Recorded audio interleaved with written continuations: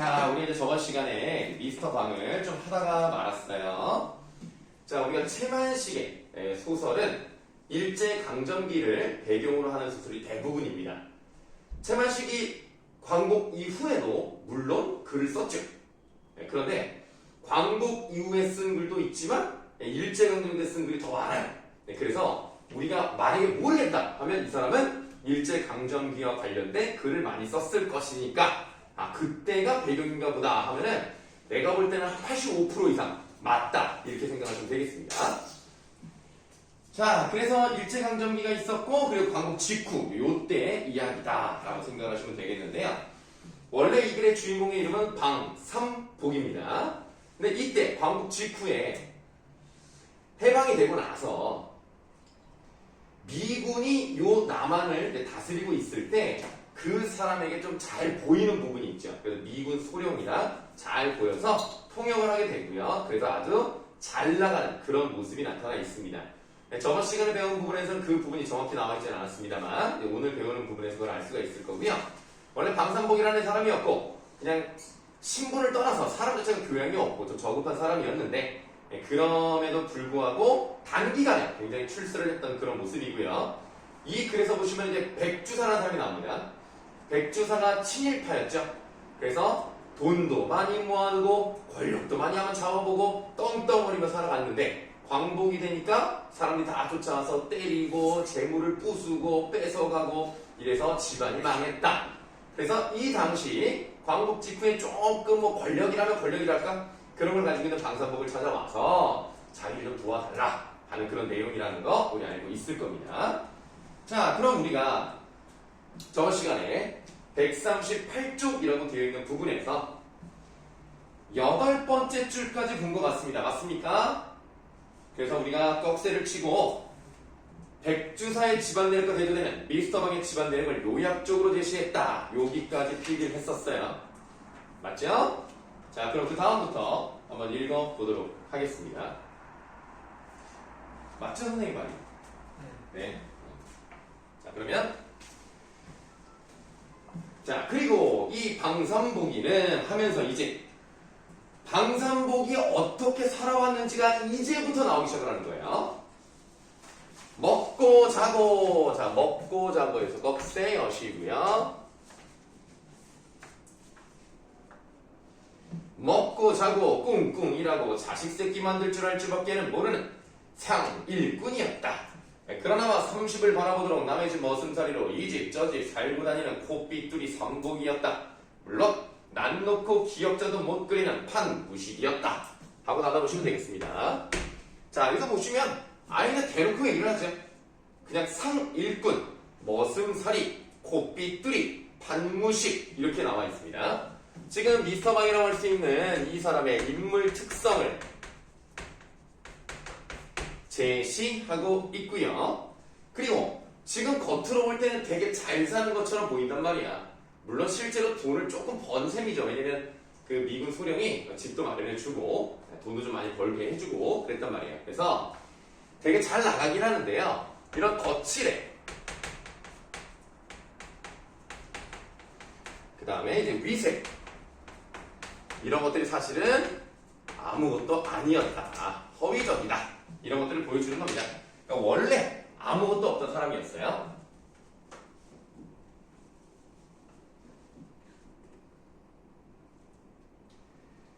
상일꾼일 바엔 남의 세토 마직이라도 얻어 재동산을 짓는 것이 아니라 30을 바라보도록 남의 집 머슴살이만 하고 다니는 코삐뚤이 삼복이가 하루아침에 무슨 생각이 났던지 돈벌이를 간답시고 밑줄합니다. 조석이 간데 없는 부모에게다 처자식 떠맡기고는 훌쩍 일본으로 떠나버렸다 라고 되어 있네요. 자, 지금 이렇게 밑줄 친 부분을 보니까 조석이 간데 없는 이런 말이 나왔습니다. 참 이게 어려운 말일 수가 있는데 여기서 조석이라고 하는 것은 아침 조자에 저녁 석자예요. 다시 말하면 아침 저녁이 간데 없다. 그러니까 이것도 무슨 말이냐면 끼니도 제대로 먹지 못하는 이렇게 해석을 해요. 그러니까 끼니도 제대로 먹지 못하는 부모에게 자기 아내랑 아들들을 자식들을 맡겨놓고 자기 혼자 갔어. 그럼 이 사람은 어떤 성격을 가지고 있는 거야?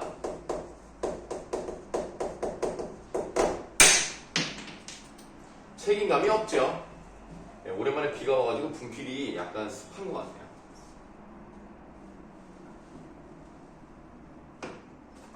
그것이 12해 전. 떠난 지 7, 8년을 별반 신통 한 벌이도 못하는지 돈 한 푼 보내는 싹도 없더니 하루는 느닷없이 중국 상해에 와 있노라 기별이 전해져 왔다. 그러고는 감감 소식이 없다가 3년 만에 퍼뜩 고향에 돌아왔다. 10년 전에 저의 말 맞다나 동양삼국 물 골고루 먹고 다녔으면서 별로 이때가 벗은 것도 없어 보이고 행색은 헤어진 양복 누더기에 볼 꿰어진 구두짝을 꿰고 들어서는 모양이 군데군데 김질을 하였으나 빨아다닐 무명 고의적사를 입고 고향을 떠날 적보다 차라리 초라한 것 같았다. 일본으로 떠나버렸지만 사실은 변변하게 이룬 것 없이 초라한 모습으로 고향에 돌아왔다. 이런 얘기라고 보시면 되겠어요. 그 다음에 늙은어미 꺽쇠하시고 늙은어미야 젊은 가속이 뼈품으로 버는 것을 얻어먹으며 굶으며 하면서 한 1년 버둥거리며 놀더니 하고 닫아보시면 여전히 변하지 않았죠. 불성실하고요. 책임감이 없어요.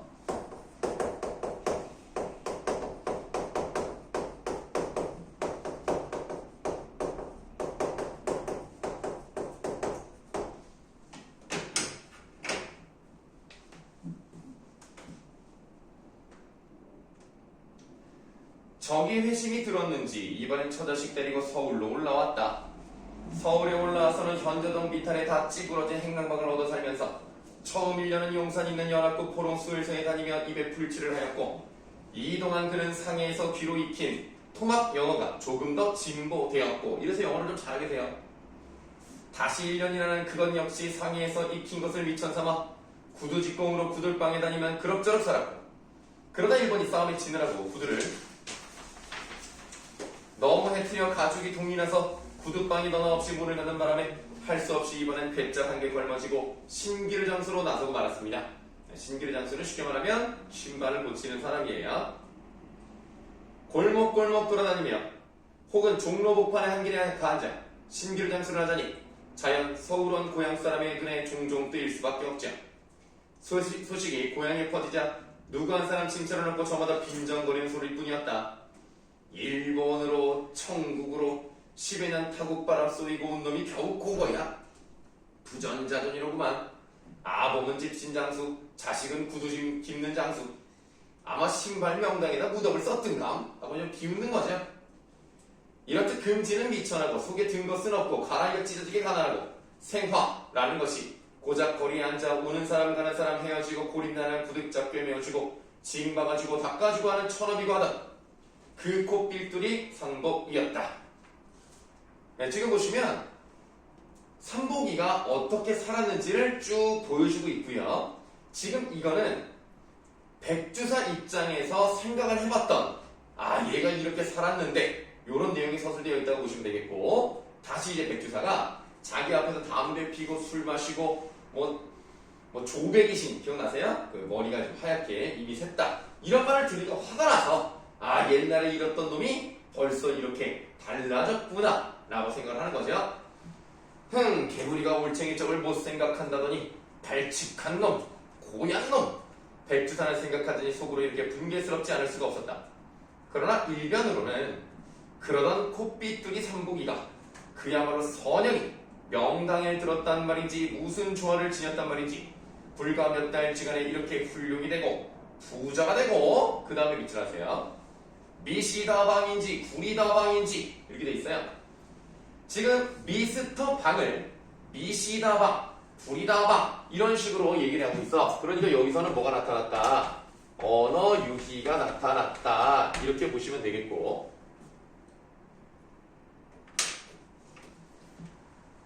하여가지고는 가진호강 당하며 천하에 무서울 것이 없고 기광이라도 막 이러니까 한편 생각하면 신기하기도 하고 부럽기도 하고 또한 안타깝기도 했죠. 그러니까 자기는 잘 안 됐는데 얘는 잘 되니까 자기 자신이 안타까운 거야. 사람의 운수란 참 모를 일이야. 백주사는 속으로 절절히 이렇게 탄복도 아니치 못하였다. 그 다음에 밑줄 하세요. 코 삐뚤이 삼복의 이 눈부신 발씨는 자 발씨의 뜻은 나와 있습니다. 앞길이 훤히 트였다. 이런 건데 만약에 서술자가 이 사람에 대해서 긍정적으로 얘기를 했다면 코삐뚤이 삼복이란 말을 굳이 쓰지 않았겠죠. 그냥 미스터 방 이랬을 거란 말이야. 지금 여기서는 어떤 말투예요? 약간 조롱하는 말투예요. 별것도 없는 놈이 이렇게 발전했는데 이런 느낌이니까 서술자가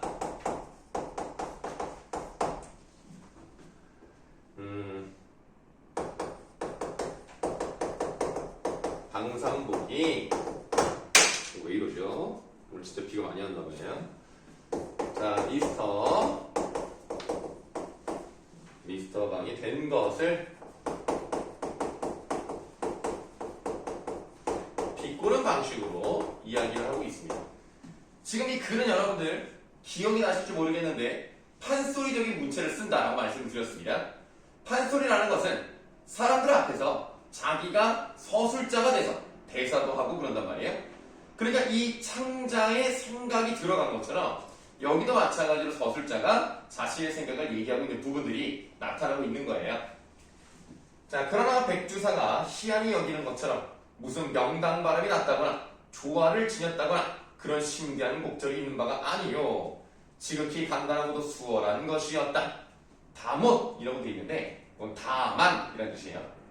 다만 몸에 지닌 재주 가운데 총기가 좀 좋아서 머리가 조금 좋기는 해. 일찍이 영어만이나 익힌 것을 잊어버리지 아니하였다는 일종의 특수 조건이 없던 바는 아니지만 이렇게 돼 있네.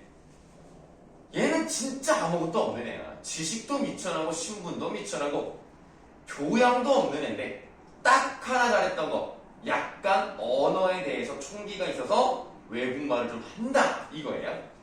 물론 지금까지 우리가 쭉 읽었던 부분을 보시면은 대사 부분이 아예 없는 건 아닙니다. 그러나 전체적으로 보시면은 서술이 많다는 거예요. 그럼 지금 우리는 여기서 뭘 할 수 있느냐? 밑에다 여기에다 쓰세요. 방산복이 살아온 내력을 요약적으로 제시하고 있다. 그래서 여러분들 뭐 내신이든 모의고사든 항상 좀 생각을 해주셔야 되는 게 뭐냐면 우리가 이제 어떤 이야기를 제시를 했을 때 대사가 많으면 절대 요약적 제시가 아니라는 거죠. 대사가 없어야 돼요. 물론 여기 대사가 아예 없는 건 아니지만 전체적으로 서술 부분이 많죠.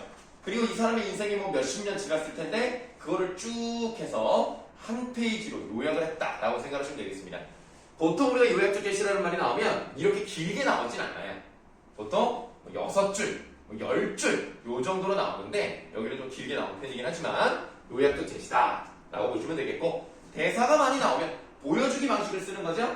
그래서 요약적 제시와 보여주기 방식은 좀 다르다 이렇게 생각하시면 되겠습니다. 다음 쪽으로 갈게요. 자, 중략 부분의 줄거리입니다. 신기류 장수를 하던 그 다음에 밑줄 한번 해보죠. 방산복은 자신에게 이익이 될 것이 없다는 이유로 해방을 달가워하지 않아요. 여기서 방산복이 어떤 가치관을 가지고 있는지 정확하게 나와 있는데요. 지금 조국의 독립이 이루어졌습니다. 제대로 된 사람이라면, 친일파가 아니라면 당연히 조국의 독립을 기뻐해야 되는 게 일반적이죠. 그리고 마땅히 그래야 되는 거고요. 그런데 그런 조국의 독립과 같은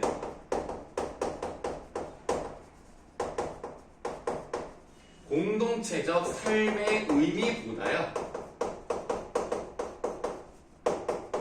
더 중요한 건 뭐예요? 그냥 내가 잘 되면 되는 거다. 그러니까 거꾸로 말하면 독립이 됐어. 독립이 됐는데 나한테는 아무런 게 없거든. 그럼 내가 뭐가 좋아? 저렇게 독립 만세를 외치는 게 그냥 시끄러울 뿐이야. 실제로 그렇게 나와요. 아우 시끄러운데 이제 뭐 하는 거야? 독립이 나한테 밥 먹여주나? 하다가 독립이 되고 나니까 일본 애들이 다 빠져나가죠.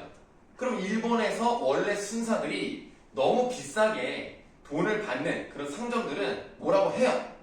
그래서 너 이렇게 비싸게 팔면 안 돼. 돈 내려. 뭐 이런 식으로 하는데 그런 일본 순사들이 없으니까 어때요? 자기가 마음대로 돈을 비싸게 불러도 장사가 된다는 거야. 그러니까 독립 같은 거 할만하구나 이렇게 생각을 해요. 그런데 물건 값이라는 게 나만 올릴 수 있는 게 아니라 다른 애들도 올릴 수 있잖아. 그럼 얘가 신발을 고치는 애니까 신발 고치는 말 가죽이랄까? 가죽값이 엄청 올라가요. 징을 박으면 그 구두 뒤에 징을 박으면 그것도 가격이 올라가니까 결국 나는 돈을 버는 게 없는 거예요. 그러니까 또 짜증이 나서 독립 같은 거 못하러 해. 이런 식으로 얘기를 합니다. 그러니까 결국에는 얘는 자기밖에 모르는 사람이고요. 심지어는 왜곡된 국가적 가치관, 잘못된 거를 가지고 있죠. 자, 그러던 중 미군들이 말이 통하지 않아 답답해하는 것을 보고 통역으로 돈을 벌 수 있겠다는 생각을 해요. 미군 장교인 S 소희에게 접근한 방산복은 그의 통역이 되면서 미스터 방으로 불리기 시작한다라고 하는데, 이 당시 미스터 방이 하는 영어 실력보다 여러분들이 하는 게 훨씬 뛰어나죠. 물론 이때는 영어를 잘하는 사람이 별로 없으니까 좀 형편없긴 해도 그래도 얘를 통역으로 쓸 정도란 말이에요. 예를 들면 경회로라고 있죠. 여러분 그 10,000원짜리 지폐를 보시면 뒤에 이렇게 보시면 이렇게 누각이라고 할까요? 그게 있고 앞에 이렇게 물이 이렇게 흐르고 그런 게 경회로가 있는데, 저게 뭐 하는 데냐 물어봤더니 킹, 댄스, 앤 싱잉 막 이렇게 얘기를 해요. 그러니까 뭐 드링크 뭐 이런 식으로 그 정도 수준으로 얘기를 하는데 어쨌든 말이 통하잖아. 그리고 뭐 물건을 사고 싶어. 그럼 얼마지? 뭐 how much 뭐 이런 식으로 이렇게 딱 하면 딱 듣고 얼마냐고 물어가지고 그 정도 해주거든요. 그런데도 이때는 이게 굉장히 좋은 하이 뭐 영어라고 할까요? 그래서 그 당시에는 좀 먹어주는 영어였기 때문에 그때부터 이제 통역이 되면 돈을 잘 법니다. 그리고 통역이 되면서 이제 미스터 방으로 부르기 시작을 하고요. 이때부터 미스터 방은 S 소위를 등에 업고 부와 권세를 누리게 됩니다. 해방이 되면서 친일 행위로 모은 재산을 모두 빼앗기게 된 백주사는 미스터 방에게 자신의 사정을 이야기하고 복수를 부탁합니다. 그러니 여보게 미시다 방! 있는 말 없는 말 못해가며 일장 경과 설명을 한 후에 백주사는 끝을 맺기를 어쨌든지 그놈들을 말이네. 그러니까 이제 자기 집 재물 뺏어가고 자기 때리는 애들 있잖아. 그놈들을 한 놈 남기지 말면서 죄다 붙잡아다가 말이네. 괴수놈들이랑 목을 썰어 죽이고 다른 놈들이랑 뼈다귀가 부러지도록 두들겨주고 꿇어앉히고 항복받고 그리고 빼앗긴 것 일일이 부르다 찾고 집하고 세간 쳐부신 것 말끔 다 물리고 그렇게만 해준다면 내내 재산 절반 논아주면서 절반 여보게 미시다 밤 하고 닫아보시면 얘는 친일파란 말이에요. 친일파로서 그런 벌을 받았으면 정신 차리고 똑바로 살아야 되는데 그런 게 없고 오히려 자기가 복수를 하고 싶어 한다는 거죠. 그래서 요놈은 지난 과오를 반성하지 않습니다. 오히려 돈 욕심이 계속 있고요. 그걸 되찾아야 되니까 무력과 복수심에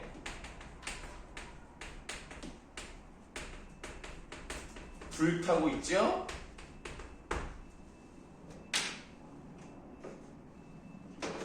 그러면 얘는 봐봐. 일제강점기 때는 일제에 붙었어요. 일제가 물러나면서 힘이 없어지니까 다시 한번 힘이 있는 미스터방을 찾아왔어요. 그러면 이런 놈들은 어떤 성격을 가지고 있느냐, 여기 붙었다 저기 붙었다 하고 있으니까 아주 비열하고요. 그리고 이렇게 봤다가 저렇게 봤다가 하고 있다는 점에서 기회주의자적인 성격을 가지고 있는 거죠. 이 당시에 이런 사람들 참 많았습니다. 친일파였다가요, 다른 거 자기가 좀 돈이 될 만한 또는 또 더 출세하기 위해서 그런 경우가 많은데, 원래 여러분들 일제강점기였다가 일제가 끝나면서 우리가 또 북쪽은 소련, 남쪽은 미군, 그리고 38선으로 갈라지죠? 그래서 여러분 혹시 껍빛단 리라는 소설 들어봤어요? 중학교 때 배우기도 합니다. 그 이인국 박사라는 사람이 있는데 그 사람이 일제에서 아주 잘 나가요. 아주 그냥 집에서도 일본어를 쓸 정도로 아주 그냥 대단한 친일파입니다. 근데 일본이 망했죠. 죽었다 싶어가지고 거기서 이제 위쪽에서 내려온 소련군한테 이제 잡혀요. 그래서 요 놈이 친일파였다. 그러니까 요 놈을 죽여야 된다. 그래서 이제 감옥을 넣어놓습니다. 그런데 그 상황에서 이질이라고 그 이제 막 설사가 너무 심해가지고 결국 병들어 죽는 게 병이 있어요. 그때 당시는 되게 큰 병이었는데 걔가 그거를 고치는데 역할을 하죠.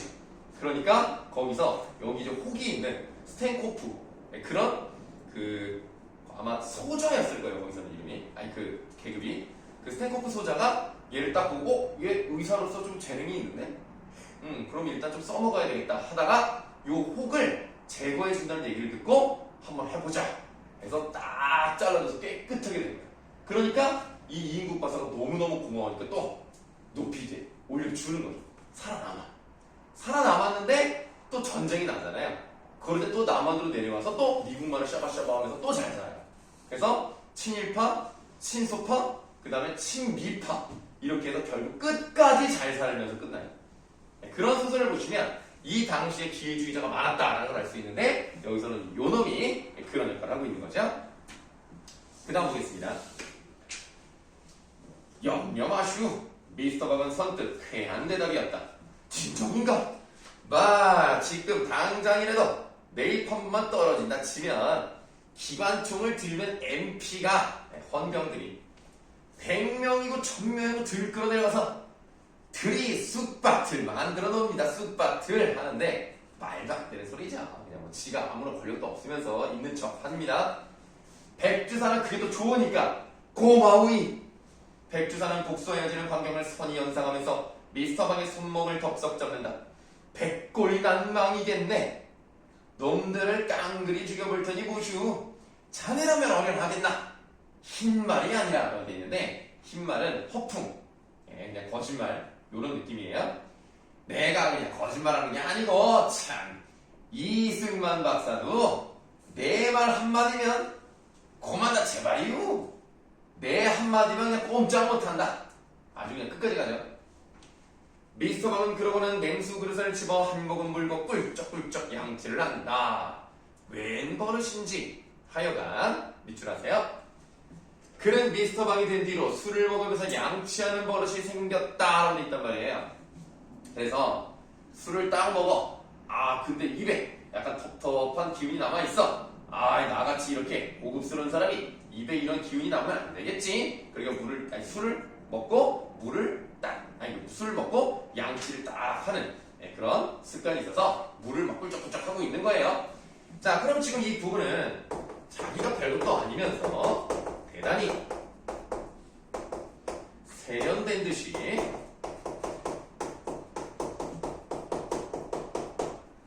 유난스럽게 뭔가 행동을 하고 있다는 것을 이제 볼 수가 있고요. 중요한 것은 이제 거의 이제 내용이 끝났거든요. 그래서 마지막에 좀 재미있는 내용으로 끝이 납니다. 해학적인 결말을 위한 설정이에요. 자, 입에 물을 물고 양치를 꿀쩍꿀쩍 하고 있는 거예요.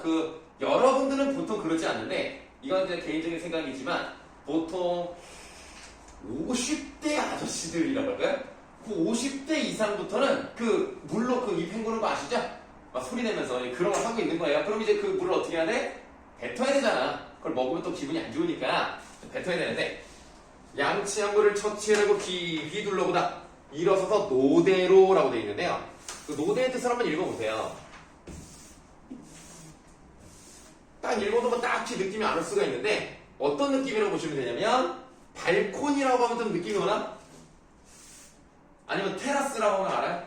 그런 느낌이에요. 그래서 이렇게 지금은 노대라는 걸 이제 말 쓰지도 않고 그것도 없습니다만 옛날에는 이제 현관이 이렇게 있으면 현관 위쪽으로 이렇게 조그맣게 요렇게 공간이 있어서 뭐 나름의 뭐 베란다라고 말하기 그러죠. 왜냐면 이게 위에 지붕이 없으니까 지붕 없이 요렇게 돼 있는 그걸 노대라고 합니다. 자, 일어서서 노대로 성큼성큼 나간다. 노대는 현관 정통이었다. 다음 쪽에 이제 그림이 나와 있어요. 미스터 방의 그 걸쭉한 양침물을 노대 아래로 아낌없이 쫙 뱉는 바로 그 순간이었다. 그 순간이 공교롭게도 마침 그를 찾으러 온 S 소희가 현관으로 일단 들어서려다 말고 미스터 방이 노대로 나오는 기척이 들렸기 때문에 뒤로 서너 번은 돌아 물러나 헬로 부르면서 웃는 얼굴을 쳐드는 순간과 그만 일치가 되었다. 그래서 헬로 하는 순간 자기도 모르게 그걸 뱉어버린 거예요. 그래서 에구머니 놀라 즐거움을 하였으나 이미 뱉어진 양친구는 퀴퀴한 냄새와 더불어 백절포포 내마세요. 백절 폭포라는 것은 100번 꺾여서 내리는 폭포. 그만큼 크고 우렁찬 폭포. 아무리 그래도 양치한 물이 그 정도로 흘러내릴 수는 없어요. 그래서 이 부분은 과장적인 표현이고요.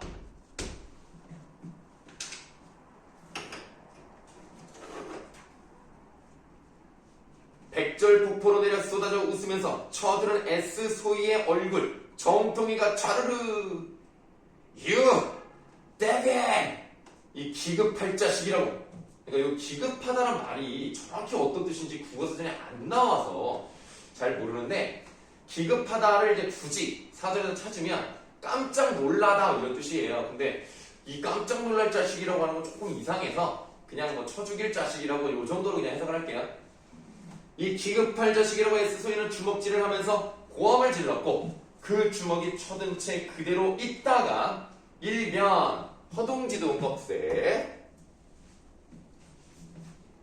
허둥지둥 버선발로 뛰쳐나와 손바닥을 싹싹 비비는 미스터 방 하고 닫아보세요. 그 전까지는 뭐 이승만도 자기만 한마디면 꼼짝을 못한다며. 그런데 이 사람의 얼굴에 양친구를 뵙고 나서는 꼼짝을 못하고 있는 거야. 그래서 미군 장교 앞에서는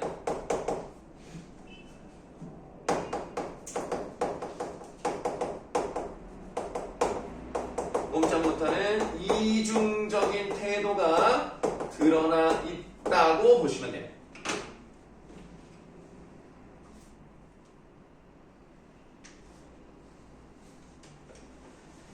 그래서 그 턱을 치면서 이 외국인이 말하는 겁니다. 이 샹놈의 자식 이러는 거예요.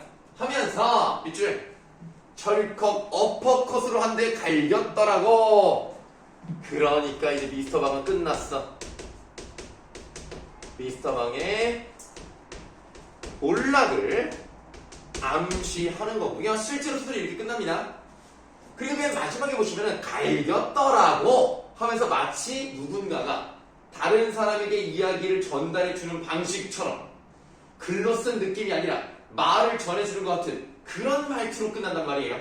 그래서 이 부분에서는 문어적인 느낌이 아니고요, 구어적인 표현이 나왔다는 점. 그럼 우리가 그냥 그런가 보다 이렇게 넘어가시면 안 되고 뭐랑 연결시켜야 돼요? 이게 특성 중에서 뭐랑 연결시켜야 이게 딱 맞아. 주혁아. 그렇지. 아예 훌륭한 학생 아닙니까? 나 이거 주혁이 이번에 성적 너무 잘 나올 것 같아서 걱정되네. 막. 뚫고 가는 거 아니에요 진짜? 아니에요? 그래서 어쨌든 마지막에 어퍼컷을 날리면서 왜?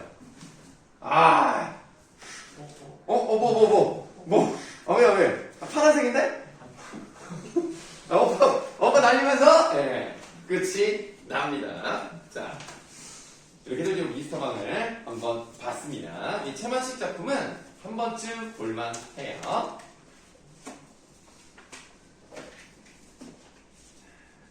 그 다음에 여러분들 그 나눠드린 거는 이제 뒷부분이 더 없죠? 뭐가 있나요? 없죠? 산수 있어요? 그거요. 네. 그거는 좀 나중에 하고요. 여러분들한테 선생님이 원래 거기 넣었어야 되는데 선생님이 실수로 못 넣어가지고 사과하는 마음에서 이 파일을 선생님이 직접 개인적인 돈을 들여서 사왔습니다. 그래서 이것만 좀 나눠주기가 미안해가지고 얼마 안 되거든요. 그래서 사과하는 마음에서 사과를 먹으면 보도록 하겠습니다.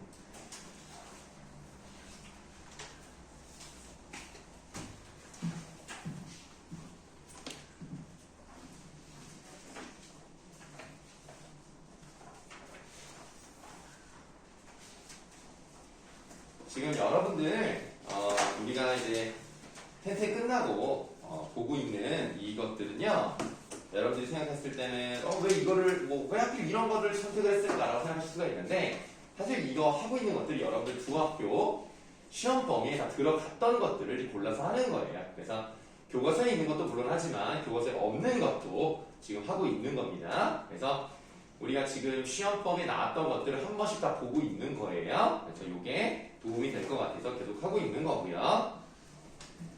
자, 그러면 사과를 먹으면을 한번 보도록 할게요.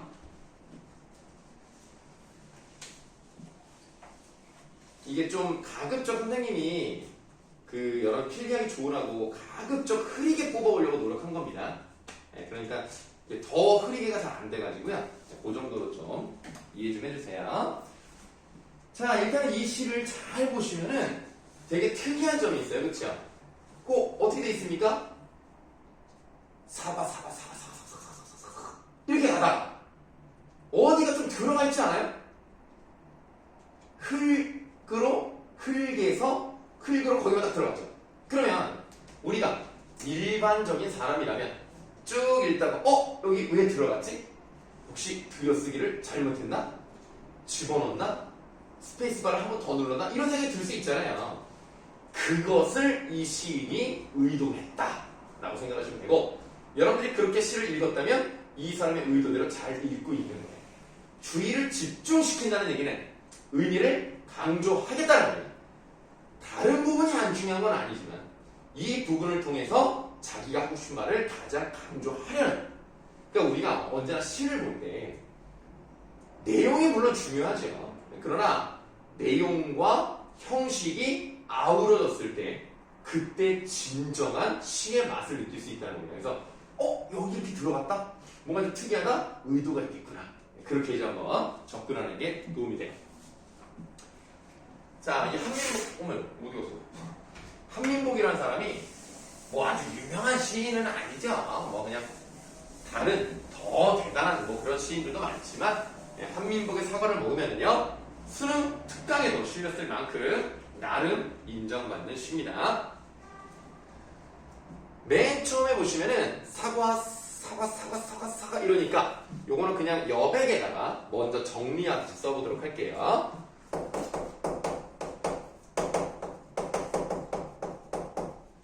시행 첫머리에 반복 배치를 한다는 거, 이건 뭐 눈만 있으면 알아요.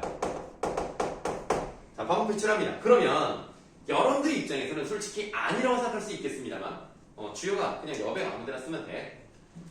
그냥 여러분들이 아니라고 생각할 수 있지만 이 사람이 의도하는 것은 어떤 의도였을까? 사과를 먹는다, 사과나무는 사과꽃, 사과나무, 어때요? 사각사각 소리가 나는 듯한.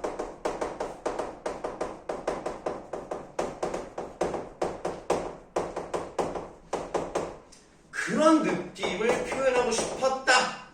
이렇게 보시면 되죠.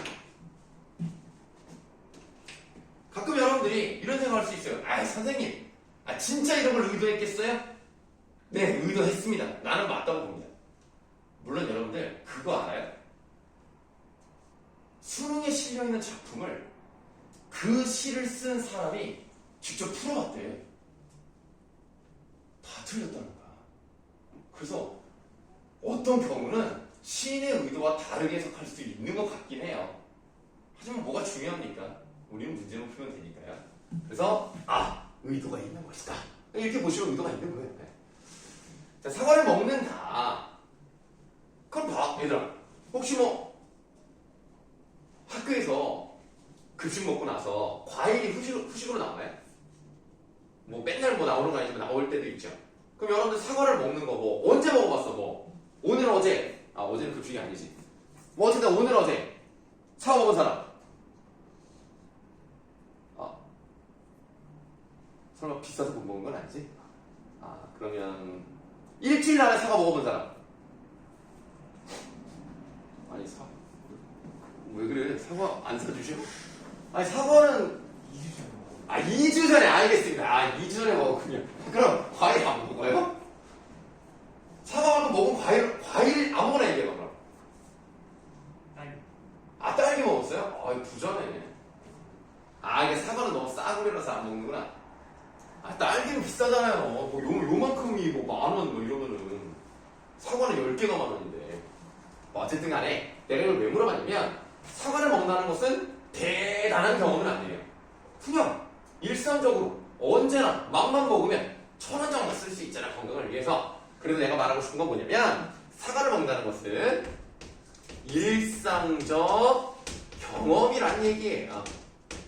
그런데 이 사람이 사과를 먹으며 라는 것을 제목으로 삼았다면 사과를 먹으면서 뭔가를 했겠지.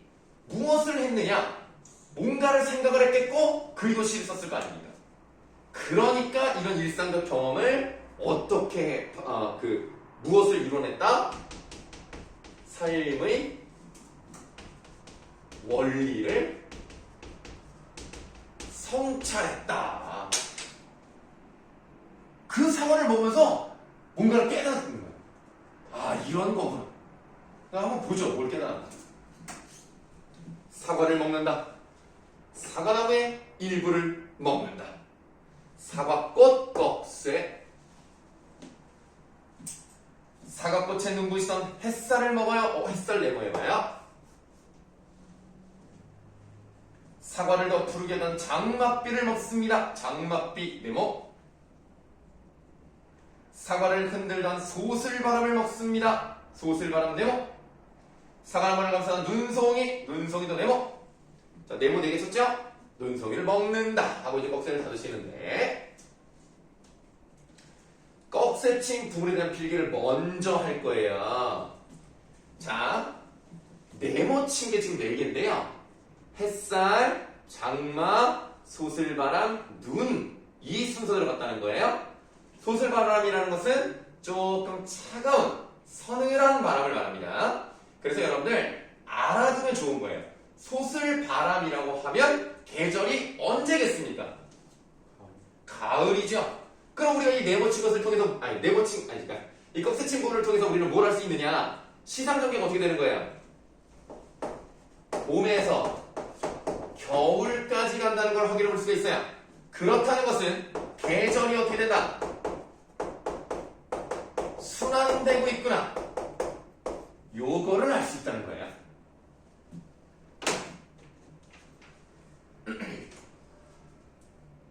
그 다음 이번에는 네모친 거에 대한 필기를 해볼게요.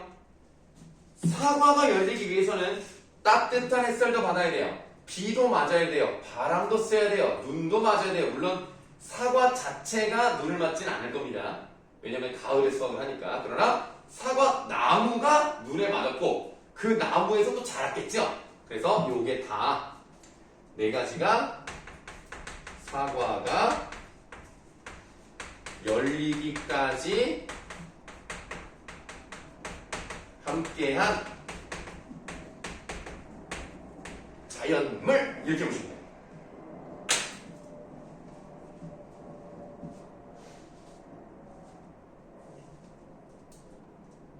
선생님은 뭐 여기 이제 아래팀만 다니는 게 아니라 저쪽 계양구에 있는 다른 학원도 다니는데 진짜 요즘은 매주 빠지지 않고 확진자가 계속 나와.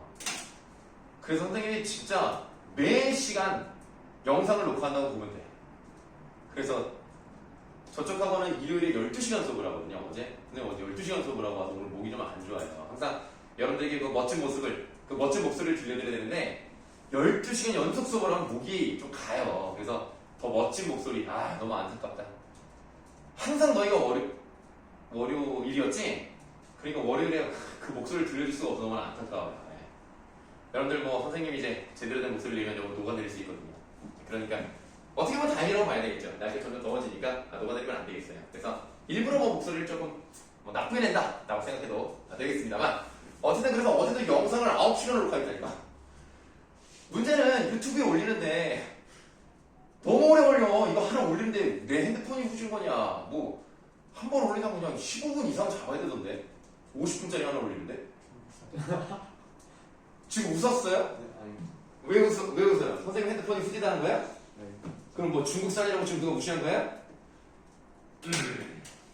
나만 이렇게 오래 걸릴 거야? 원래 이렇게 오래 안 걸려? 처음에는 빨리 올라가. 그리고 다시 처음부터 가도 한참 걸려. 그래도 다시 한번 뭐 처리되었습니다. 뭐 하던데? 중국산이란 거야? 너 두고 보자. 너 핸드폰 뭔데? 너 뭐야? 너 뭐 갤럭시야? 아이폰이야? 그렇다고? 그럼 놀려도 되겠다. 자, 그럼 날 놀려라. 자, 그 다음에 사과 위를 지나던 벌레의 기억을 먹습니다. 자, 벌레의 기억 네모하세요. 사과나무에서 올라온 새소리 먹습니다. 새소리 네모. 사과나무 잎새를 먹습니다. 잎새 네모하시면 네모친 거는 다 이거예요. 자연물입니다. 따로 이제 안 써도 돼요. 자, 자연물 우리가 7개를 봤어요. 그 다음에 사과를 갖고 온 사람의 땀방울을 먹습니다. 땀방울 세모할게요. 여기서 세모하는 거는 얘가 나빠서 세모하는 거 아니에요. 네모친 거랑 구분하기 위해서 세모를 치는 겁니다. 나쁜 의도가 아니에요. 자, 땀방울을 먹고요. 그 다음 사과를 연구한 식물학자의 지식을 먹습니다. 지식에다 세모하세요. 이거는 자연물은 아니죠. 그러나 누구의 노력입니까? 이 사과를 맺기까지 힘쓴 사람들의 노력이라는 것을 알 수 있죠. 이런 것도 먹는 거예요. 사과라는 건. 그러니까 우리가 지금 이거는 좀 성찰적 또는 사색적인 느낌이 있는데 굉장히 뭐 깊이 있고 철학적인 내용이 나오는 건 아니지만 사과를 한 입 먹으면서 이거는 자연과 함께했다. 또 한 입 먹으면서 이거 사람들의 노력이 들어있다. 이렇게 생각을 한다는 점에서 좀 사색적인 성격이 좀 있어요. 사과나무 집단이 바라보던 하늘을 먹습니다. 다음 사과의 수액을 공급하던 사과나무 가지를 먹습니다. 자, 가지 동그라미 하세요. 그리고 동그라미를 몇 개 더 칠 건데요. 먼저 쓰겠습니다. 사과나무의 구성 요소.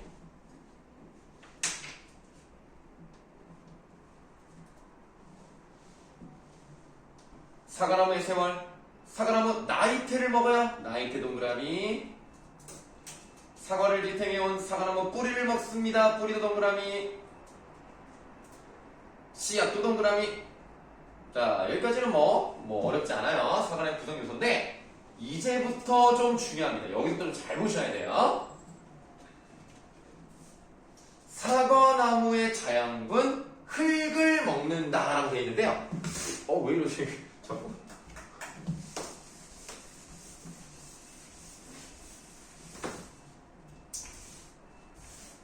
자, 흙에다가 이렇게 조그맣게 물결로 밑줄을 하세요. 그 다음에 사과나무 흙을 붙잡고 있는 지구의 중력을 먹어요. 지구의 중력도 밑줄하시고 사과나무가 존재할 수 있게 하는 우주를 먹습니다. 우주에다가 밑줄하시면 물결로 밑줄 친 부분이 3개가 남았어요. 흙, 중력, 우주까지 갑니다. 그러면 이런 것들이 있었기 때문에 사과가 존재하게 됐단 말이에요. 자, 사과가 존재하게 된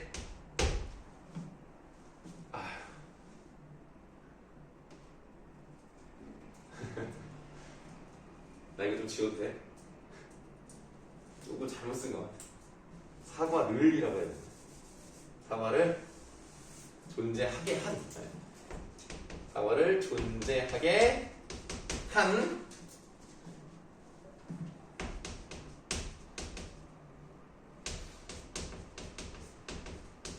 자, 사과를 존재하게 한 것들에 대해서 점점점 어떻게 됐어요?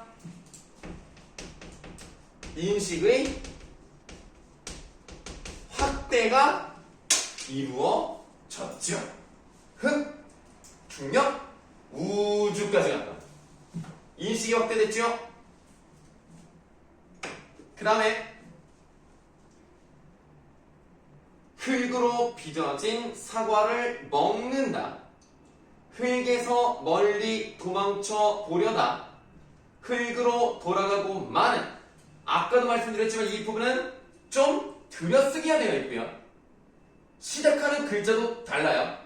그러면 이 여기를 좀 중요하게 봐야 된다는 것을 말씀을 드렸죠.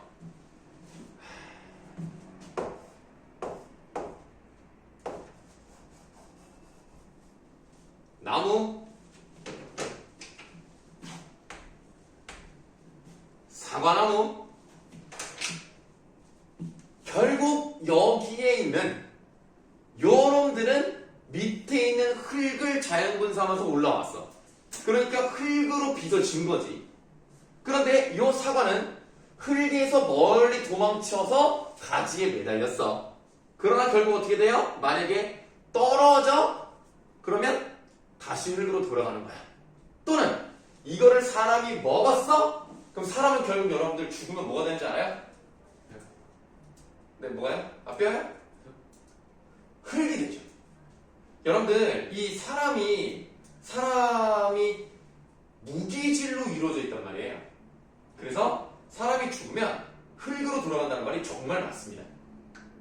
그리고 이건 좀 다른 얘기지만 얘기 한번 했었나요? 사람이 죽으면 몸무게가 줄어드는 거 알아요? 그 죽는 그 순간? 얼마가 줄어드는지 알아요? 정확하게 21g이 줄어요. 그래서 사람들은 뭐라고 생각할까요? 왜 하필 죽으면 죽기 전하고 바로 죽은 직후에 몸무게가 달라지는데 딱 21g 차이야. 그럼 마치 뭐가 빠져나갔다고 생각하는 거야? 영혼이 빠져나갔다고 생각해. 근데 진짜 신기해. 왜 21g 빠지는지 아직도 밝혀내지 못했는데 그거는 맞아요. 너무 신기하죠. 그래서 영혼이 빠져나가는 것이 아니냐, 영혼의 무게가 21g이 아니냐, 뭐 이런 얘기가 있긴 합니다. 뭐 어쨌든 사람은 죽으면 흙으로 돌아가는데요. 교회 다니는 사람들 있으면 이해하실 수 있는데 창세기 1장을 보시면 하나님이 사람을 뭘로 빚어요? 흙으로 빚었단 말이 나와요. 거기 생기를 불어넣었다 이런 말이 나와요. 옛날 사람들이 뭐 설마 하나님이 진짜 만들었겠냐, 나는 교회 안 다니니까 사람도 알고 있었던 거예요. 네, 사람은 죽으면 흙이 되니까 흙으로 만들었구나. 흙으로 빚은 게 네. 아담과 이브. 그렇죠. 네. 정확히 말하면 아담을 먼저 만들었고요. 아담이 외로워 보이니까 갈비뼈 하나를 빼가지고 그걸로 퉁탕퉁탕 해가지고 만든 게 이브, 하와, 이게 여자애가. 그래서 뭐 여러분들 어머거스 알죠? 어머거스 보시면 뼈가 몇 개예요? 하나잖아. 걔네 갈비뼈 이렇게 해가지고 딱 만든 거예요. 안 믿는 거 같은데. 안 믿음? 자, 어쨌든 가요. 자, 그래서 지금 이 부분은 오른쪽으로 이렇게 세 줄을 묶어서요. 이렇게 묶어서 일단은 아까 말씀드렸던 의도적 들여쓰기가 되어 있다라는 걸 알 수가 있고요. 그러면 이거를 이제 좀 문학적으로 뭐라고 표현을 하냐면 이 부분 왜 그러지? 하고 생각이 된다. 그거를 시적 긴장감을 조성한다고 표현을 해요. 그럼 지금 여기서는 흙에서 빚어져서 도망치려고 하다가 사람이 먹고 또는 그대로 떨어져서 다시 흙으로 돌아가는 것을 보면 어떻게 되는 거예요? 자연이라는 것은 순환한다는 거죠.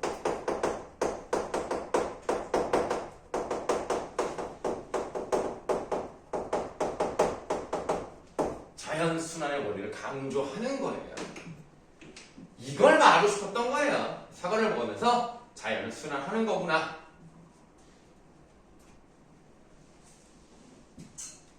자, 흙으로 돌아가고 마는 사과를 먹는다.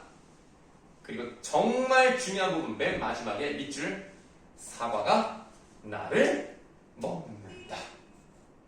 와우! 선생님이 가끔 우리 애한테 시를 읽어줍니다.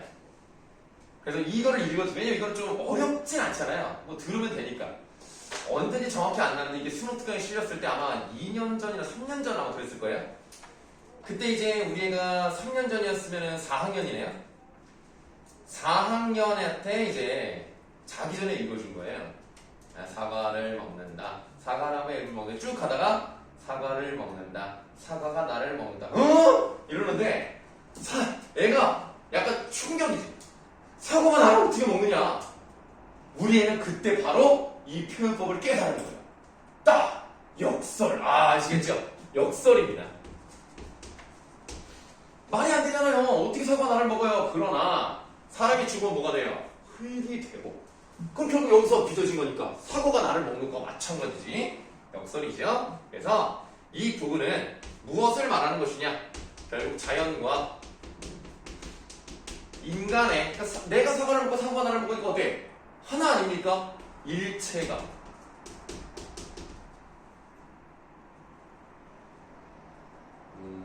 일단 가로 닫고 하나 더 써볼게요.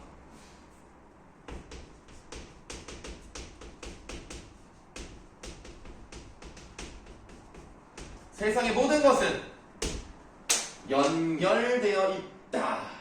이 얘기를 하고 싶은 거예요.